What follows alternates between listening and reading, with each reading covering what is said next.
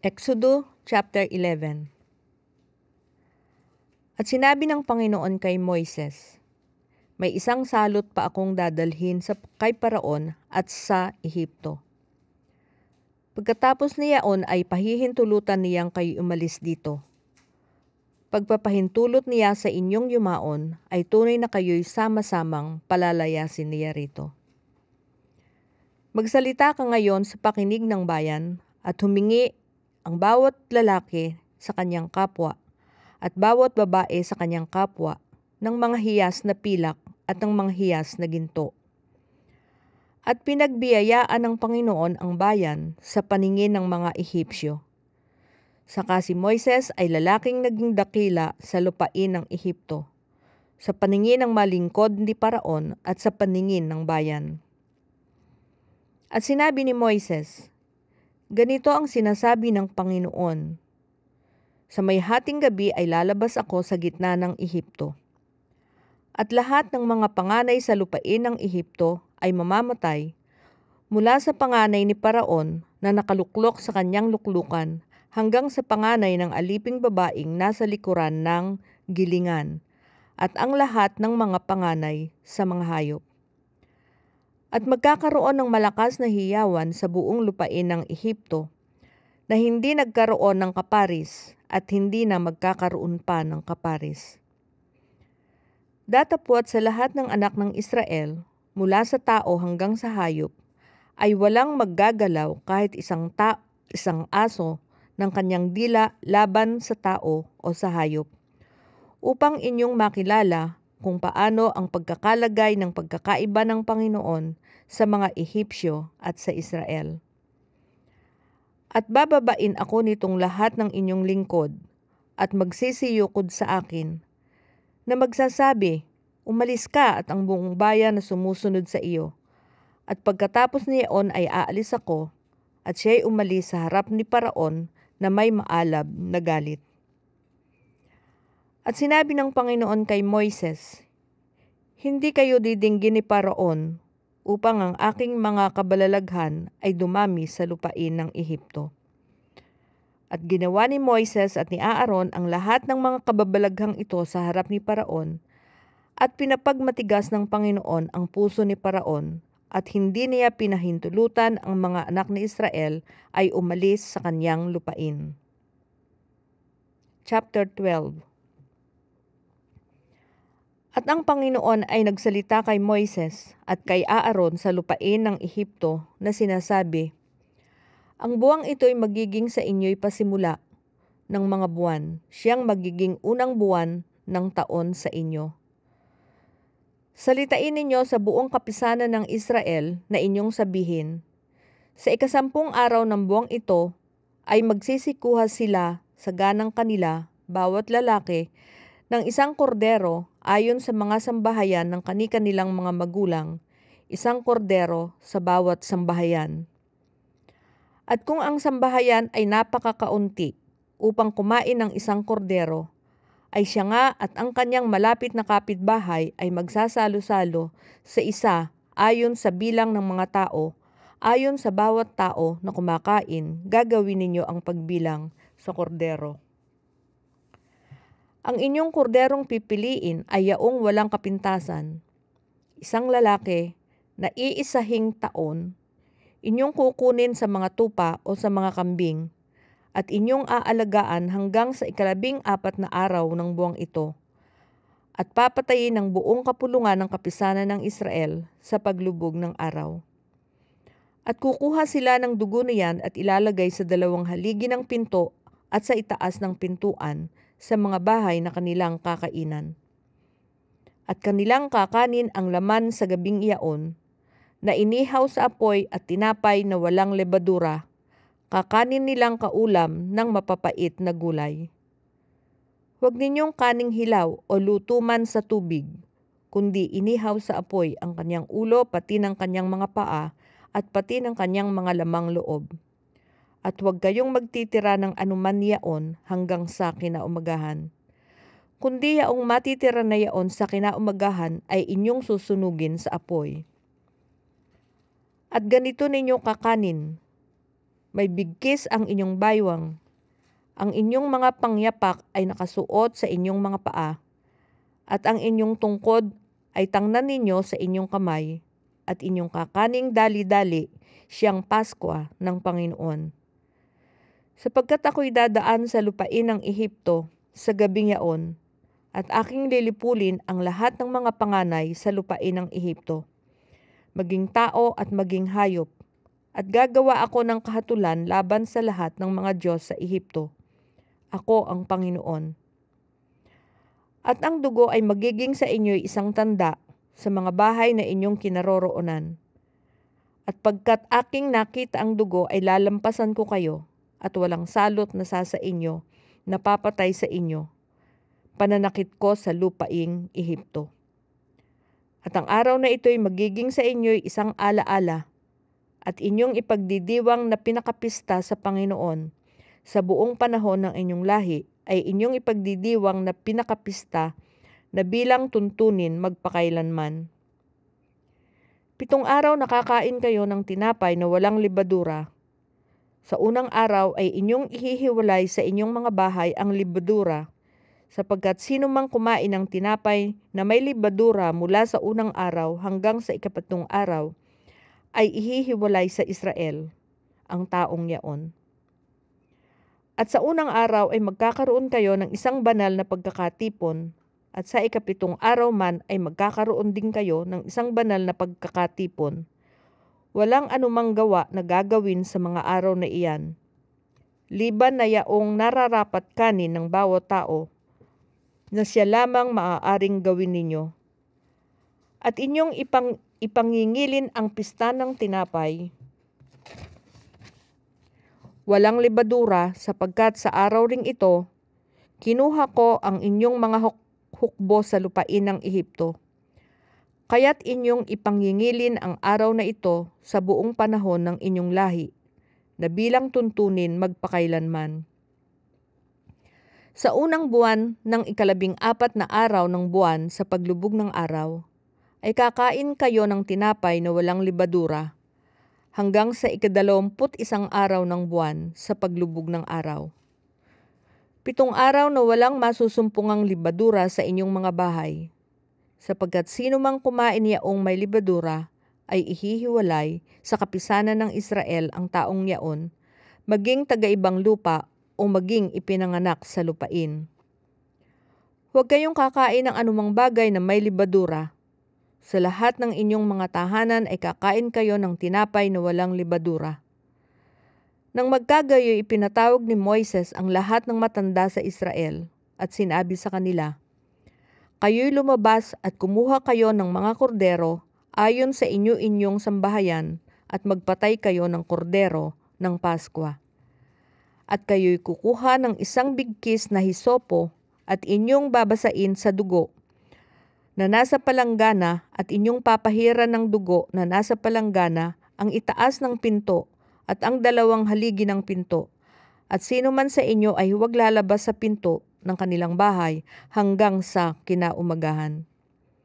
Sapagkat ang Panginoon ay daraan upang sugatan ang mga Ehipsyo, at pagkakita niya ng dugo sa itaas ng pinto at sa 2 haligi ng pinto ay lalampasan ng Panginoon ang pintong yaon, at hindi niya papayagan ang manunugat ay pumasok sa inyong mga bahay na sugatan kayo. At inyong ipangilin ang bagay na ito na pinakatuntunin sa iyo at sa iyong mga anak magpakailanman.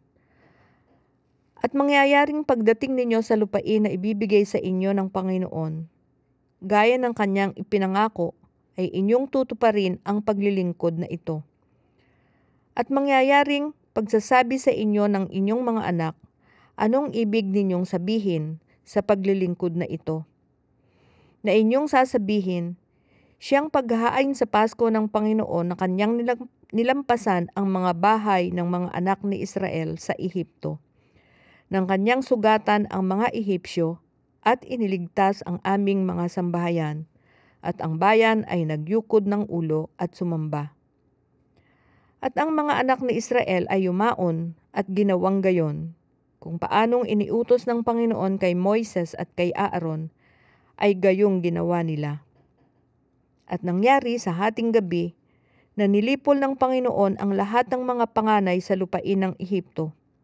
Mula sa panganay ni Paraon na nakaluklok sa kaniyang luklukan hanggang sa panganay ng bilanggo na nasa bilangguan at lahat ng panganay sa mga hayop. At si Paraon ay bumangon sa kinagabihan, siya at lahat ng kanyang mga lingkod at lahat ng mga Ehipsyo, at nagkaroon ng isang malakas na hiyawan sa Ehipto, sapagkat walang bahay na di mayroong isang patay. At kanyang tinawag si Moises at si Aaron sa kinagabihan at sinabi, "Kayo'y bumangon, umalis kayo sa gitna ng aking bayan, kayo at 10 ng mga anak ni Israel, at kayo'y yumaong maglingkod sa Panginoon gaya ng inyong sinabi. Dalhin ninyo kapwa ang inyong mga kawan at ang inyong mga bakahan, gaya ng inyong sinabi, at kayo yumaon, at pagpalain din naman ninyo ako." At pinapagmadali ng mga Ehipsyo ang bayan, nang madali ang pinaalis sila sa lupain, sapagkat kanilang sinabi, "Kaming lahat ay patay na." At dinala ng bayan ang kanilang masa bago humilab, na nababalot ang kanilang mga masa sa kani-kanilang damit sa ibabaw ng kani-kanilang balikat. At ginawa ng mga anak ni Israel ayon sa salita ni Moises, at sila'y humingi sa mga Ehipsyo ng mga hiyas na pilak at mga hiyas na ginto at mga damit. At pinagbiyayaan ng Panginoon ang bayan sa paningin ng mga Ehipsyo, anupat inilagay sa kanila anumang hingi nila, at kanilang hinubaran ang mga Ehipsyo. At ang angkan ni Israel ay naglakbay mula sa Ramses hanggang sa Sukot, na may 600,000 lalaki na naglakad, bukod pa ang mga bata.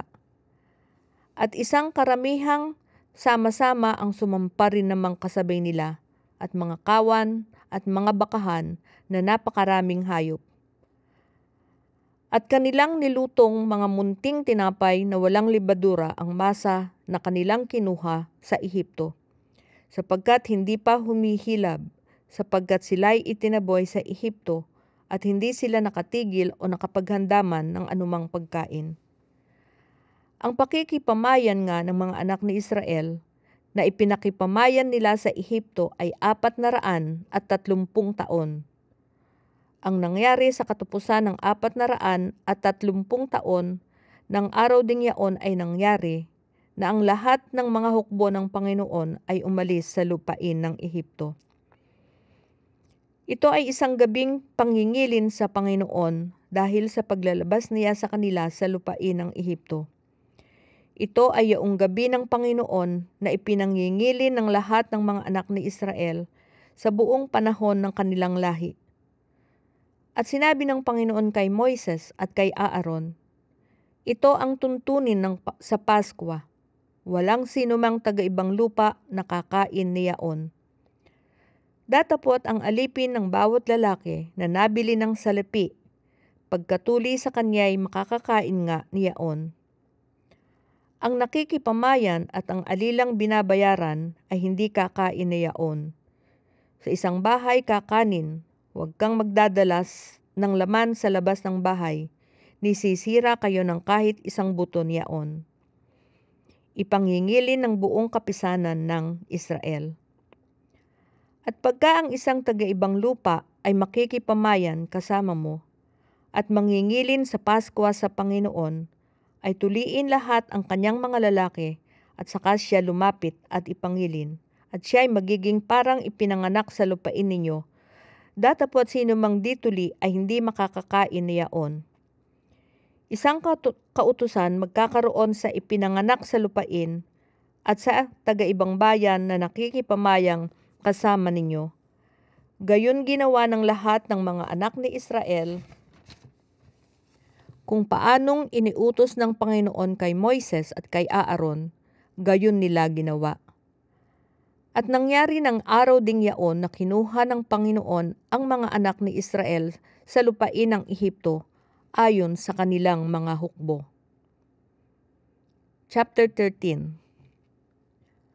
At ang Panginoon ay nagsalita kay Moises na sinasabi, "Pakabanalin mo sa akin ang lahat ng mga panganay, Anumang nagbubukas ng bahay bata sa mga anak ni Israel, maging sa tao at maging sa hayop ay akin.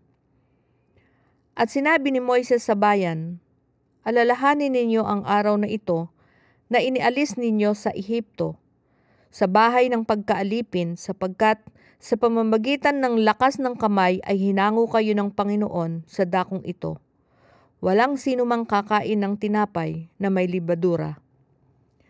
Sa araw na ito ay umaalis kayo ng buwan ng Abib, at mangyayari na pagkadala sa iyo ng Panginoon sa lupain ng Kananeo, at ng Heteo, at ng Amoreo, at ng Hebreo, at ng Jebuseo, na kanyang isinumpa sa iyong mga magulang na ibibigay sa iyo, na lupang binubukalan ng gatas at pulot, ay iyong ipangingilin ang paglilingkod na ito sa buwang ito.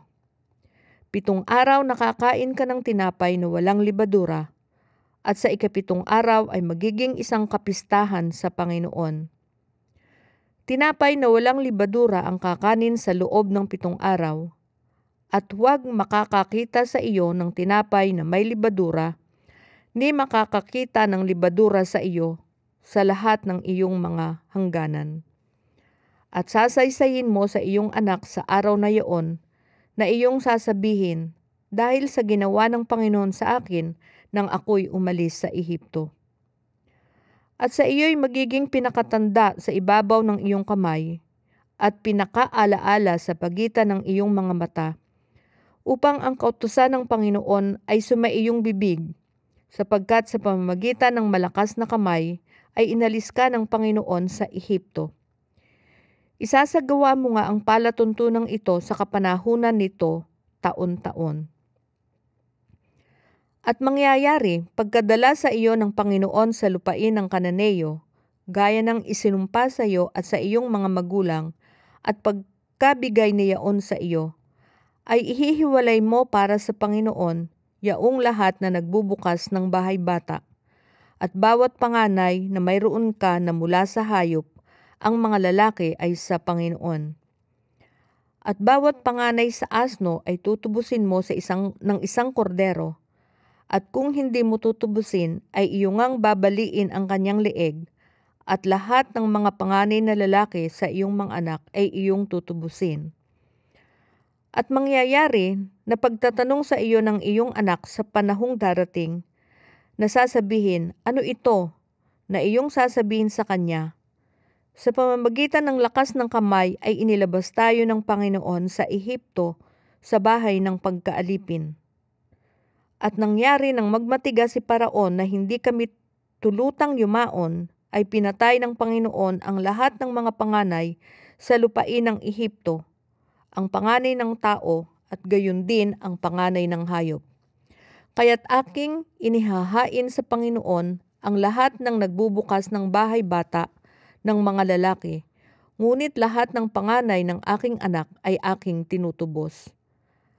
At magiging pinakatanda sa iyong kamay at pinakaalaala sa pagitan ng iyong mga mata, sapagkat sa pamamagitan ng lakas ng kamay ay inilabas tayo ng Panginoon sa Ehipto. At nangyari, nang tulutan ni Paraon na ang bayan ay yumaon, na hindi sila pinatnubayan ng Diyos sa daang patungo sa lupain ng mga Pilisteo, bagaman malapit, sapagkat sinabi ng Diyos, baka sakaling ang bayan ay magsisi pagkakita ng pagbabaka at magsipagbalik sa Ehipto. Kundi pinatnubayan ng Diyos ang bayan sa palibot, sa daang patungo sa ilang sa tabi ng dagat na mapula, at ang mga anak ni Israel ay sumampang nangakasakbat mula sa lupain ng Ehipto. At dinala ni Moises ang mga buto ni Jose, sapagkat kanyang ipinanumpang mahigpit sa mga anak ni Israel na sinasabi, tunay na dadalawin kayo ng Diyos, at inyong isasampang aking mga buto mula rito na kasama ninyo. At sila'y naglakbay mula sa Sukot at humantong sa Etam, sa hangganan ng ilang. At ang Panginoon ay nangunguna sa kanila sa araw, sa isang haliging ulap, upang patnubayan sila sa daan, at sa gabi ay sa isang haliging apoy, upang tanglawan sila, upang sila ay makapaglakad sa araw at sa gabi. Ang haliging ulap sa araw at ang haliging apoy sa gabi ay hindi humihiwalay sa harapan ng bayan. Chapter 14. At ang Panginoon ay nagsalita kay Moises na sinasabi, "Salitain mo sa mga anak ni Israel na sila'y bumalik at humantong sa tapat ng Pihahirot, sa pagitan ng Migdol at ng dagat, sa tapat ng Baal Sepon, sa tapat ni Yaon hahantong kayo sa tabi ng dagat. At sasabihin ni Paraon tungkol sa mga anak ni Israel, na nga sisilo sila sa lupain, sila'y naliligid ng ilang. At aking papagmamatigasin ang puso ni Paraon at kanyang hahabulin sila at kayo'y mag-iimbot ng karangalan kay Paraon at sa lahat niyang hukbo. At malalaman ng mga Ehipsyo na ako ang Panginoon at kanilang ginawang gayon. At nasabi sa hari ng Ehipto na ang bayan ay tumakas at ang puso ni Paraon at ng kanyang mga lingkod ay nagbago tungkol sa bayan. At kanilang sinabi, ano itong ating ginawa na ating pinayaon ang Israel upang huwag na tayong mapaglingkuran. At inihanda ni Paraon ang kanyang karo at kanyang ipinagsama ang kanyang bayan. At siya'y nagdala ng 600 piling karo at lahat ng mga karo sa Ehipto at ng mga kapitan na namumuno sa lahat ng mga yaon. At pinapagmatigas ng Panginoon ang puso ni Paraon na hari sa Ehipto at hinabol niya ang mga anak ni Israel sapagkat ang mga anak ni Israel ay nagsialis na may lubos na pagkakatiwala. At hinabol sila ng mga Ehipsyo ng lahat ng mga kabayo at ng karo ni Paraon at ng kanyang mga taong mga ngabayo at ng kaniyang hukbo. At inabutan sila noong nakahantong sa tabi ng dagat na nasa siping ng Pihahirot sa tapat ng Baal Zephon. At nang si Paraon ay nalalapit, ay itiningin ng mga anak ni Israel ang kanilang mga mata. At narito ang mga Ehipsyo ay sumusunod sa kanila, at sila'y natakot na mainam, at ang mga anak ni Israel ay humibik sa Panginoon. At kanilang sinabi kay Moises, "Dahil ba sa walang libingan sa Ehipto, kung kaya dinala mo kami rito upang mamatay sa ilang? Bakit ka gumawa ng ganito sa amin, na inilabas mo kami sa Ehipto? Di ba ito ang sinalata namin sa iyo sa Ehipto na sinasabi, pabayaan mo kami na makapaglingkod sa mga Ehipsyo? Sapagkat lalong mabuti sa amin ang maglingkod sa mga Ehipsyo kaysa kami ay mamatay sa ilang." At sinabi ni Moises sa bayan, "Huwag kayong matakot. Tumigil kayo at tingnan ninyo ang pagliligtas ng Panginoon na gagawin sa inyo ngayon. Sapagkat ang mga Ehipsyo na inyong nakikita ngayon ay hindi na ninyo uli makikita magpakailanman. Ipakikipaglaban kayo ng Panginoon at kayo'y tatahimik." At sinabi ng Panginoon kay Moises, "Bakit humihibik ka sa akin? Salitain mo sa mga anak ni Israel na sila'y magpatuloy na yumaon. At itaas mo ang iyong tungkod at iyunat mo ang iyong kapay sa ibabaw ng dagat at hawiin mo at ang mga anak ni Israel ay dadaan sa gitna ng dagat sa ibabaw ng lupang tuyo. At ako, narito, aking papagmamatigasin ang puso ng mga Ehipsyo at susundan nila sila. At ako'y mag-iimbot ng karangalan kay Paraon at sa buo niyang hukbo sa kanyang mga karo at sa kanyang mga nangangabayo. At malalaman ng mga Ehipsyo na ako ang Panginoon, pagka ako ay nakapag-imbot ng karangalan kay Paraon sa kanyang mga karo at sa kanyang mga nangangabayo."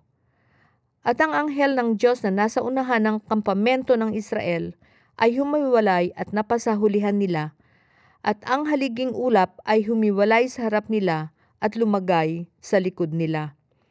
At lumagay sa pagitan ng kampamento ng Ehipto at ng kampamento ng Israel, at mayroong ulap at kadiliman.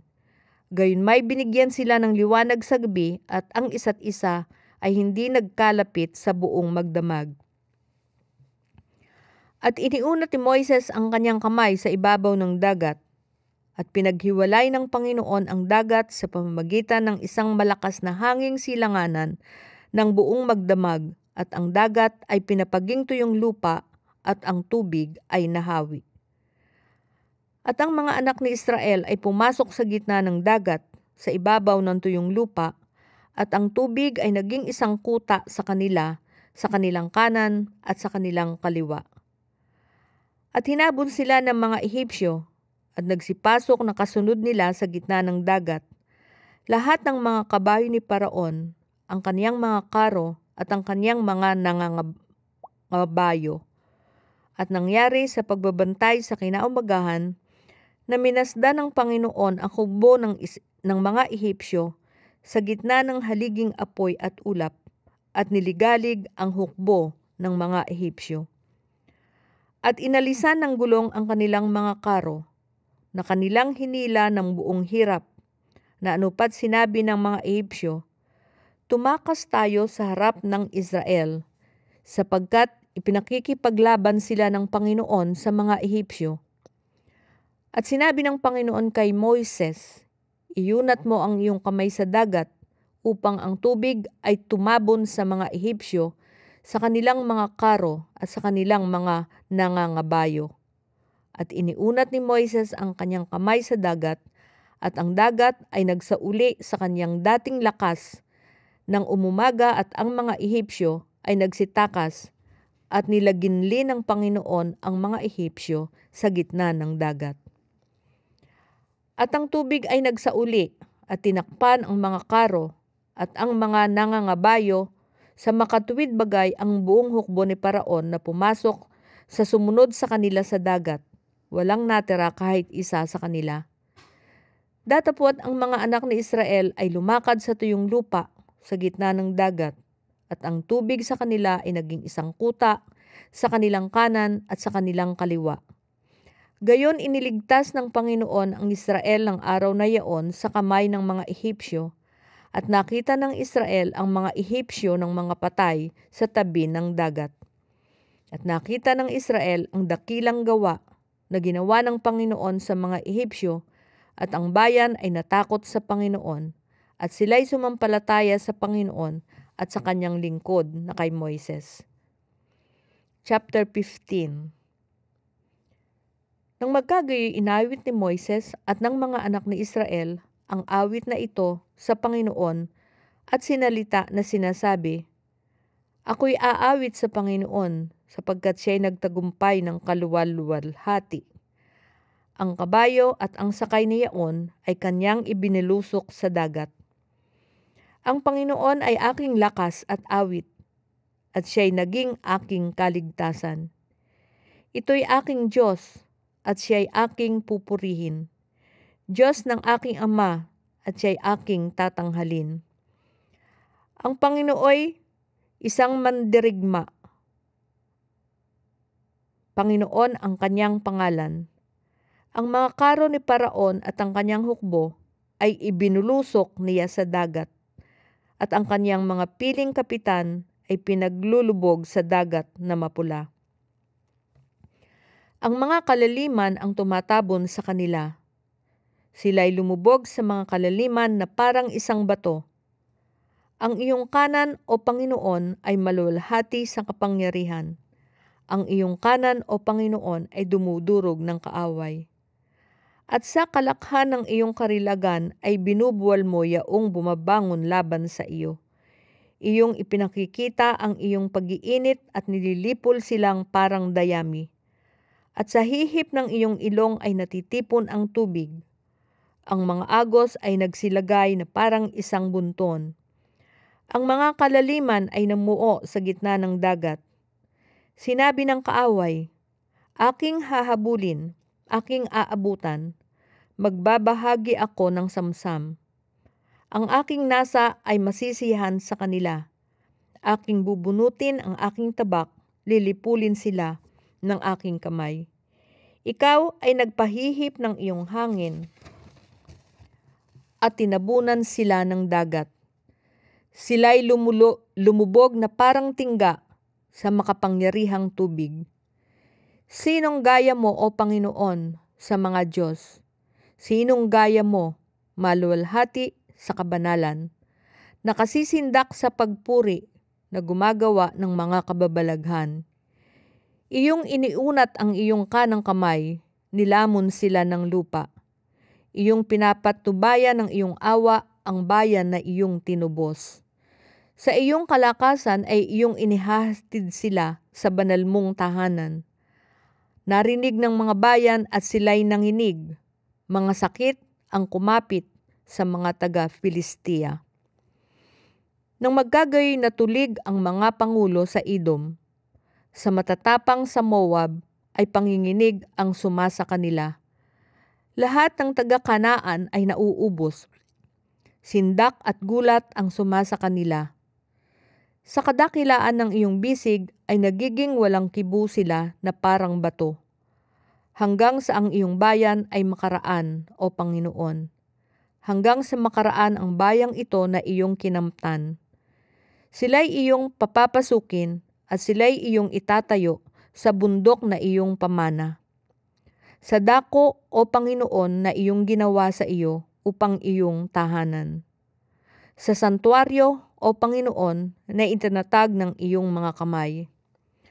Ang Panginoon ay maghahari magpakailanman, sapagkat ang mga kabayo ni Paraon ay nagsipasok, pati ng kanyang mga karo at pati ng kanyang mga nangangabayo sa dagat, at pinapanumbalik ng Panginoon ang tubig sa dagat sa kanila, datapwat lumakad ang mga anak ni Israel sa tuyong lupa sa gitna ng dagat.